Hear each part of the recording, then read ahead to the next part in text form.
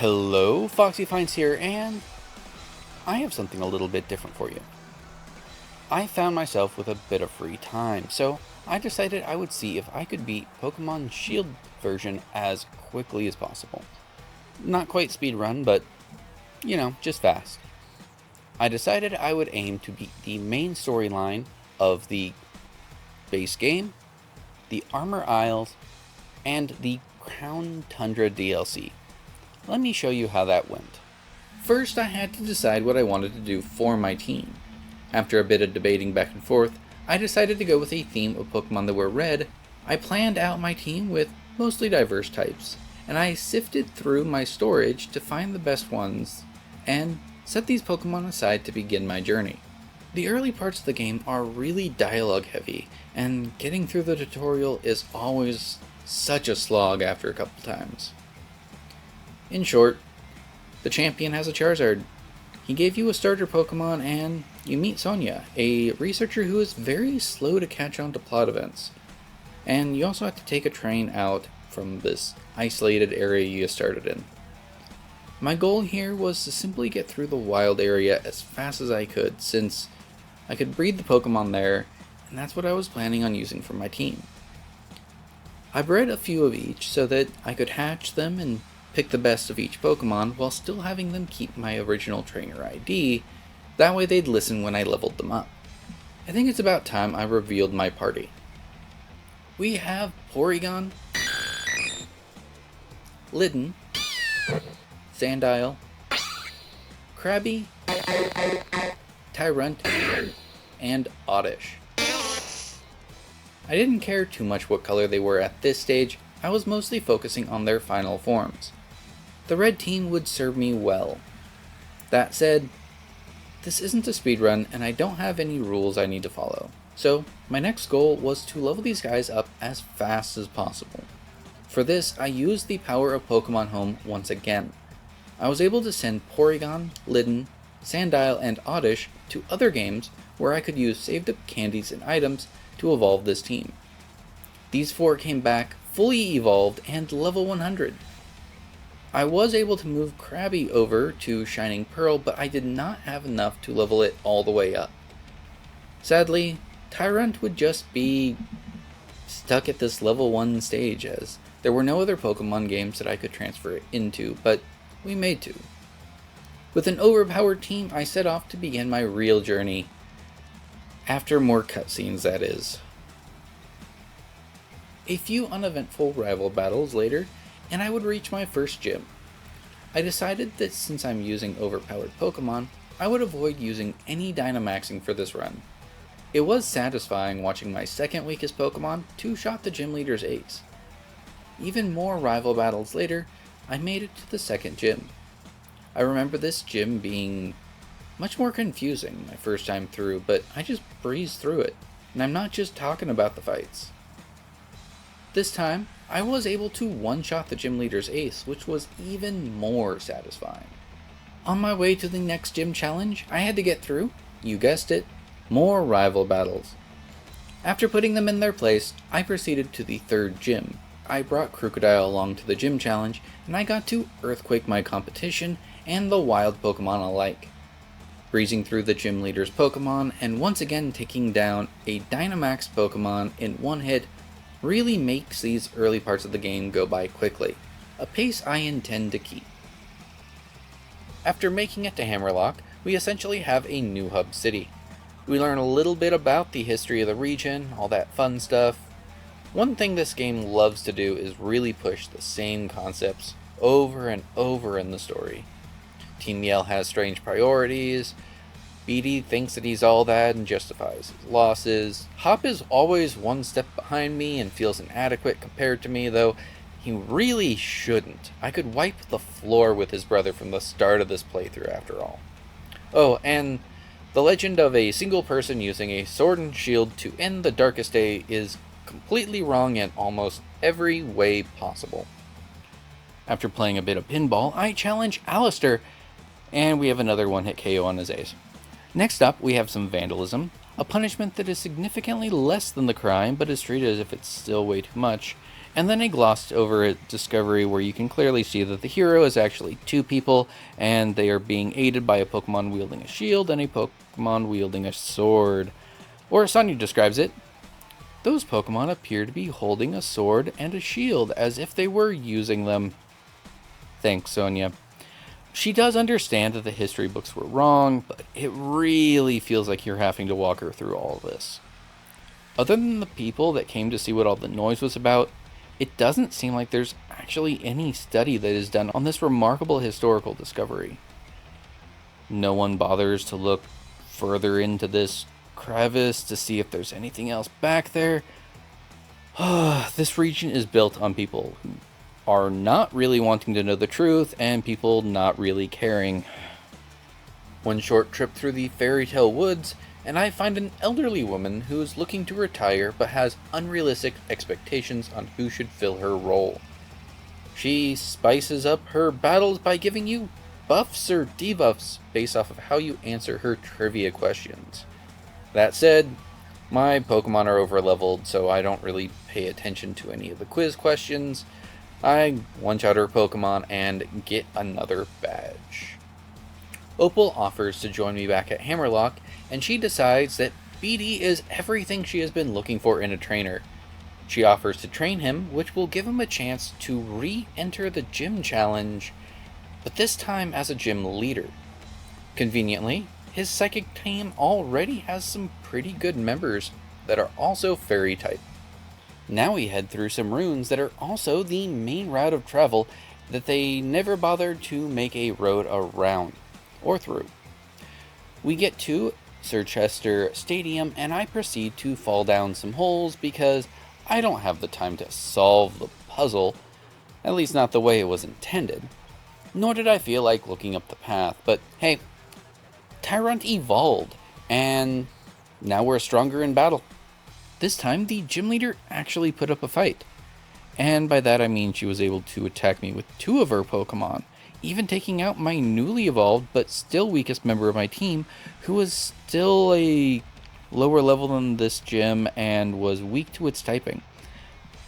But still, it held its own against half of her Pokemon.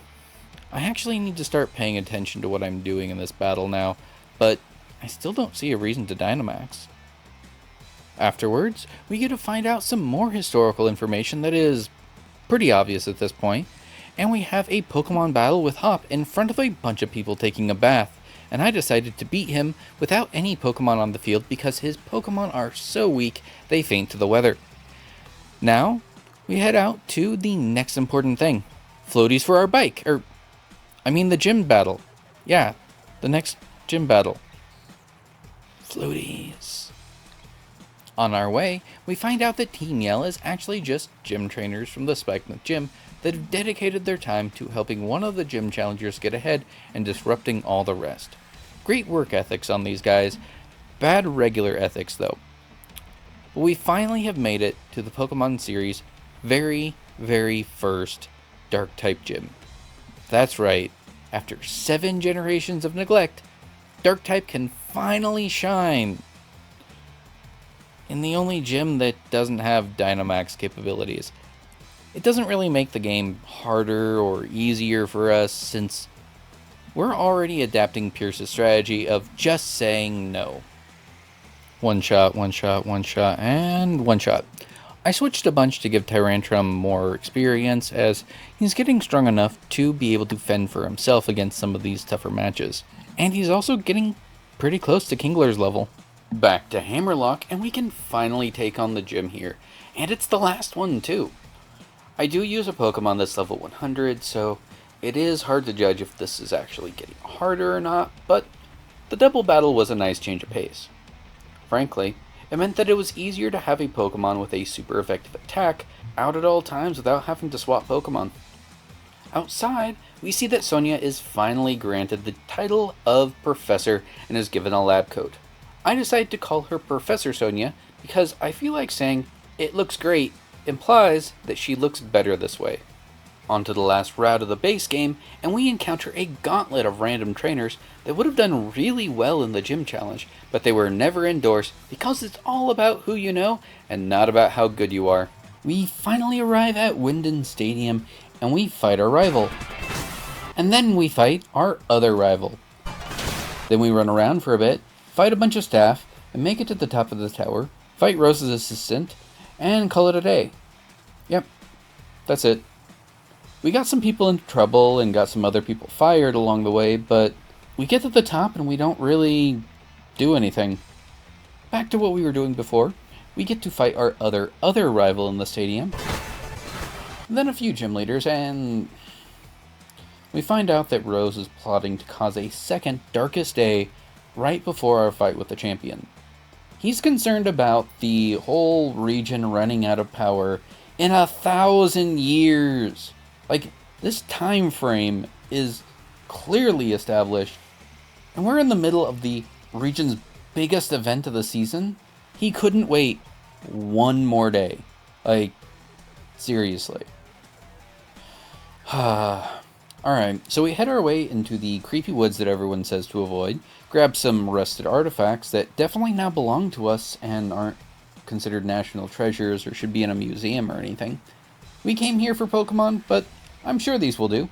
Anyway, back to Hammerlock. We get to listen to Rose's assistant complain about the consequences of her own actions and the actions of Rose. Anyway, we're heading back up the top. Wait, why are we heading down? We finally get to fight Rose, and as he explains that he was only after unlimited power, we decide to beat his team with my 2 weakest Pokemon. Once again, we are ignoring the Dynamax option. Now we finally get a head up to the top of the tower, and we find one of the least Pokemon-looking Pokemon there is. Although, there are a few like that now. This one is a skeletal dragon that is poison-type. We watch as the brilliant champion tries to catch this legendary Pokemon in a Pokeball while it's at full health.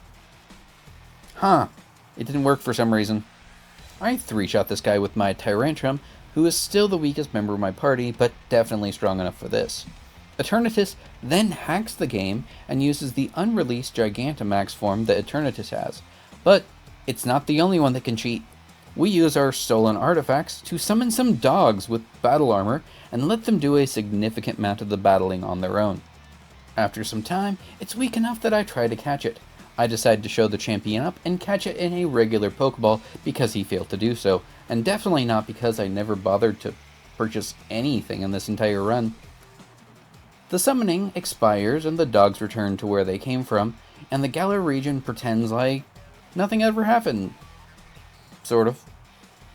I want to take note of the fact that it says that this is 3 days later, and Hop is saying that he slept really hard.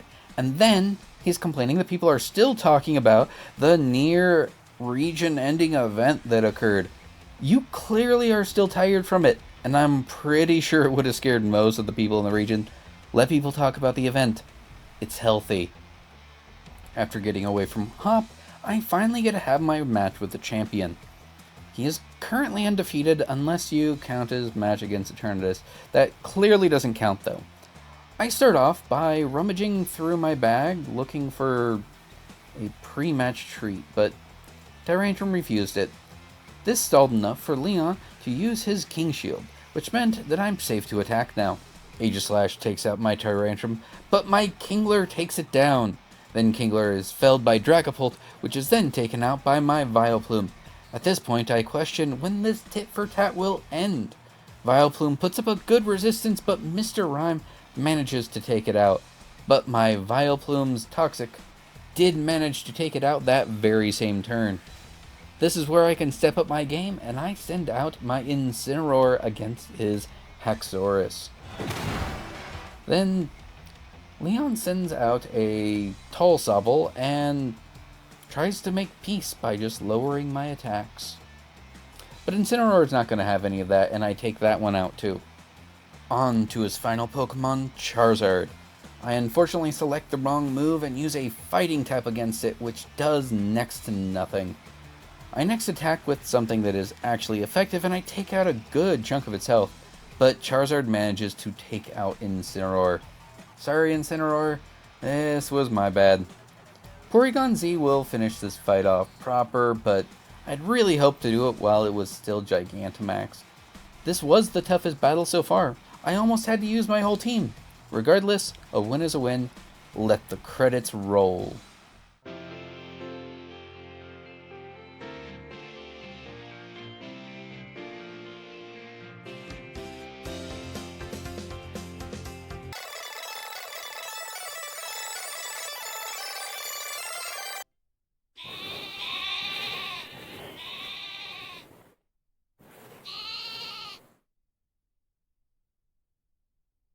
It took me 11 hours and 7 minutes of playtime.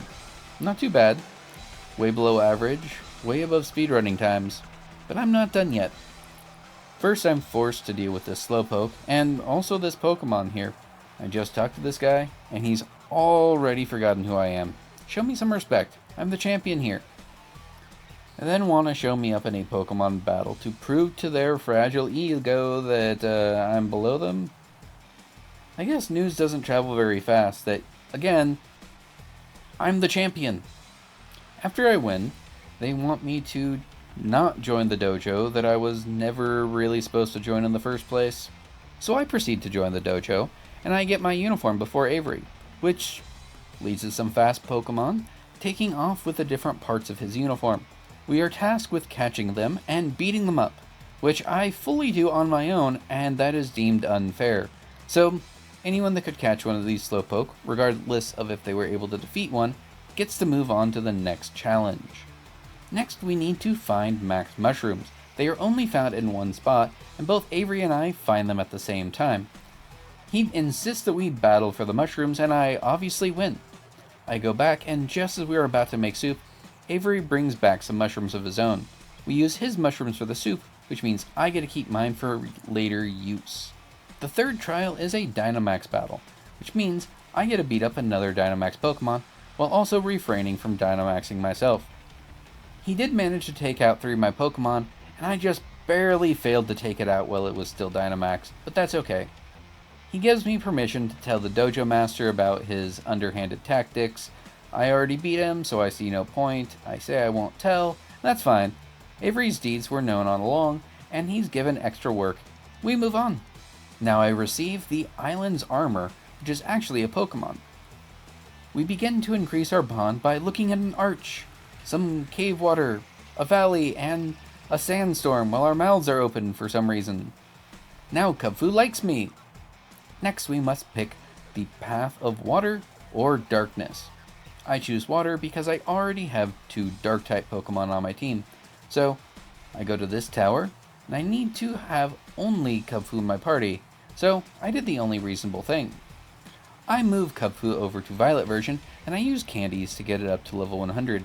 I move it back over to Shield version, and rush up the tower. I beat Mustard, and I let Kubfu look at the scroll, and it evolves into Urshifu, which concludes the main story for the Armor Isles, as he just sits there and won't let me do anything until I do some of the side events of the main story, but I'm not doing those. Next, I need to take the train down to the Crown Tundra. I proceed to help a child escape from their loving father, who's just a little bit eccentric, but he's also very strong. We then help to search for said child and go on our first Dynamax adventure. I can't help but mention that this is the best way of shiny hunting in this game, and is a decent method for hunting for legendary Pokemon, though still very time consuming. Plus, it's best to do these with real people and not the NPCs that you get paired with, as they have fairly random AI when it comes to choosing Pokemon and actions. They can easily cost you a run. I find the girl, and then we find her father knocked out by the entry. I agree to take her place and help Peony with his legendary adventure. Our first task is to put this pillow on the statue, as its head is cold.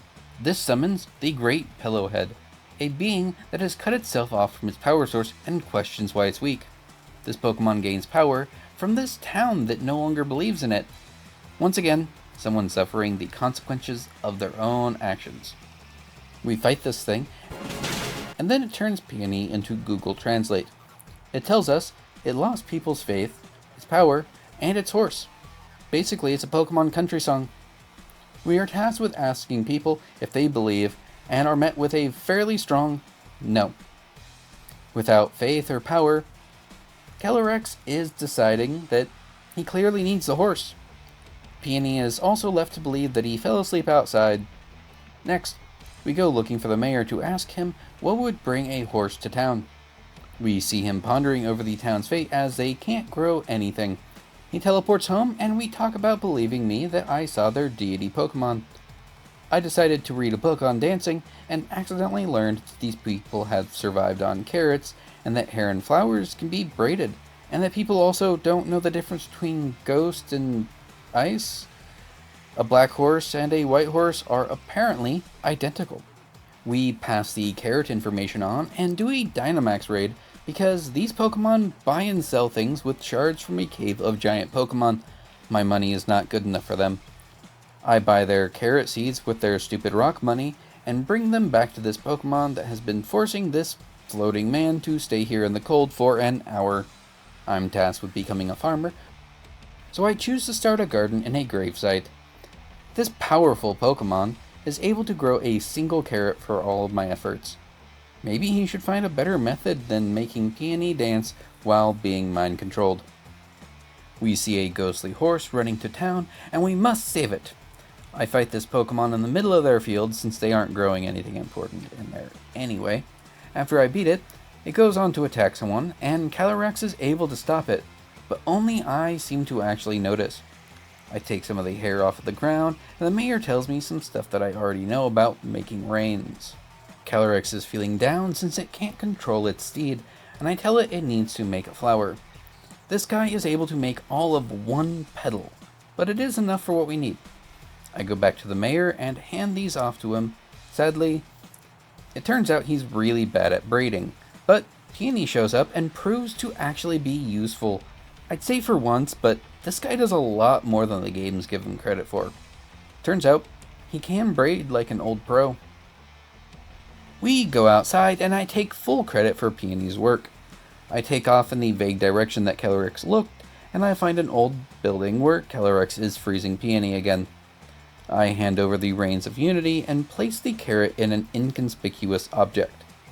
Then we wait. Once the horse shows up, Calyrex jumps on its back and tames it. Peony is finally able to see the pillow-headed deity for once, but it is short-lived. This time, though, it is at least acknowledged that Peony is freezing. Now it's time to fight Calyrex at his full strength, because that's what friends do.